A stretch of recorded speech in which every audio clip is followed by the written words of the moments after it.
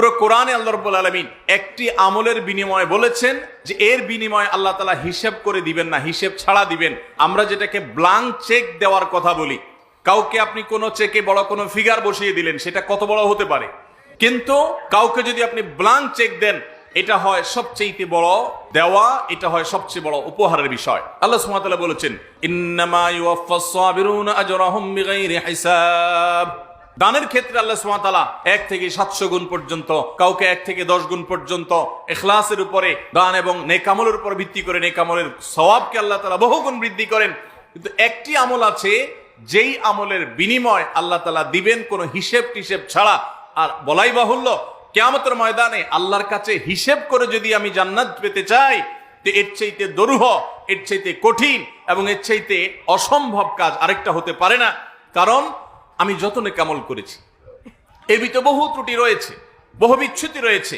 আমি আল্লাহর কাছে বহু ইস্তেগফার করেছি, কোনটা অ্যাকসেপ্ট হয়েছে কোনটা হয়নি আমি জানি না।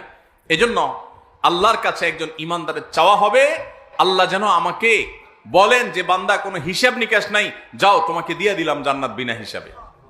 আমরা সবাই চাই কি চাই না?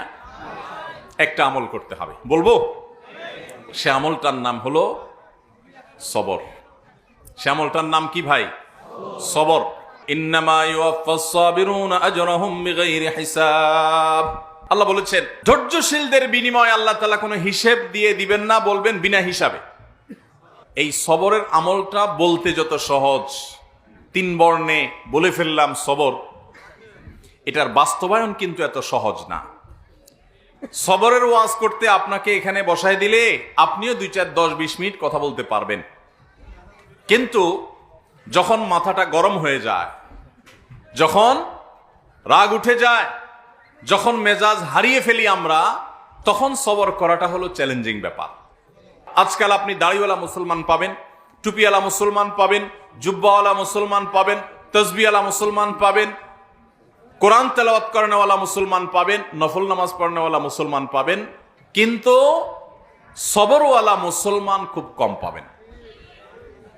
দেখবেন যে হাজী সাহেব, গাজী সাহেব, মৌলানা সাহেব, মুফতি সাহেব, ইমাম সাহেব, মুয়াজ্জিন সাহেব, খতিব সাহেব, নামাজি সাহেব, অমুক সাহেব, তমুক সাহেব, মাথা যখন গরম হয়, চান্দি যখন গরম হয়ে যায়, তখন সাহেবের আর আসল রূপ থাকে না।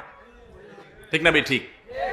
এই জন্য নবী করিম সাল্লাল্লাহু আলাইহি সাল্লাম বলেছেন, তোমাদের ভিতরে যে তার স্ত্রীর কাছে ভালো, তার স্ত্রী তো জানে যে এই লোকের রাগ উঠলে মাথা ঠান্ডা থাকে না গরম হয়, এবং রাগ উঠলে মাথা যদি গরম হয় তখন সে কি করে না করে, তার মুখ দিয়ে কি বাহির হয় না হয়, সে কি আছাড় পিছাড় ভাঙচুর করে নাকি ধৈর্য ধারণ করে, এটা স্ত্রী সবচেয়ে ভালো জানে। এই জন্য নবী সাল্লাল্লাহু আলাইহি সাল্লাম মানুষের চারিত্রিক সনদপত্র এটা জনপ্রতিনিধির হাতে দেন নাই, এটা দিয়েছেন স্ত্রীর হাতে। স্ত্রী জানে আসলেই লোকটার চরিত্র আচরণ কেমন। বাহিরে ভালো সাজা এটা অনেক সোজা কাজ, এটা আমরা সবাই পারি, কিন্তু আসল ভালো এটা আপনার স্ত্রী জানে। আবার স্ত্রীর ভালো রূপ না খারাপ রূপ সেটা সবচেয়ে বেশি স্বামী জানে। এজন্য ভাইরা আমার, আমাদের সবর করতে হবে।